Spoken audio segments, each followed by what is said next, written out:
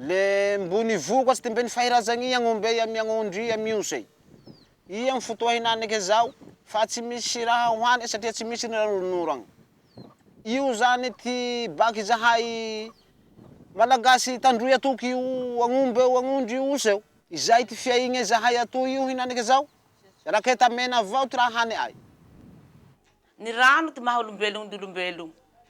Rano koa ry problema ay atoy androy. Indrindra fa rano fisotro. Ny zaza madiniky zao mandeha maloto avao mianatsy. Tsy misy rano sasa maso satria le rano zany tsitsiny mba hosotroiny.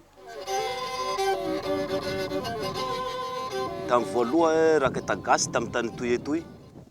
Io zany ty niaigna ty razaay tamy voaloha. De fara amizay zany araky tantara ireo razaay taloha azy zany hoe nisy vazaha namono azy amy fanjanahantany tamy andro voaloha. Fa na nihejo vazaha reo zany raha io fa hoe igny zany le aigna le malagasy agnaty alina igny avao le fara re tsy mamonjy tanàgny de tsy eo zany ty hahatravan'ny fanjakana azy.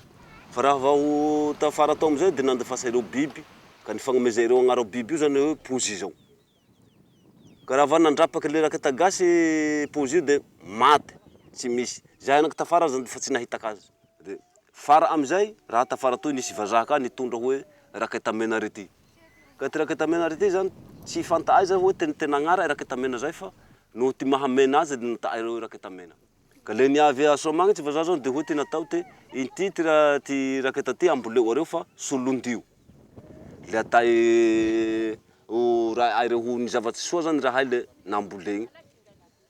Ka i nambolegny io zany anizay de nataony tineza fa hoe atao zavatra soa. Ka i reny afaky eo amy 10 taogna eo de fa tsy nila nambolegny sasa. Raha fa mihinagna azy agnombe de mandeha agny mametrapetraky azy agny de fa mitiry re. Homagnazy akoho mitondratondra azy agny de fa mipetrapetraky azy agny de fa mitiry re. Ndrindra fa ty ndaty mihinagna azy de fa manay zay ka. Fara amizao ty tany ay toy le maty. Ndra tany hambolea, ndra tany hisy hiarahana agn'omby, ndra tany hipetraha tanàgna hipetraha, tsy misy.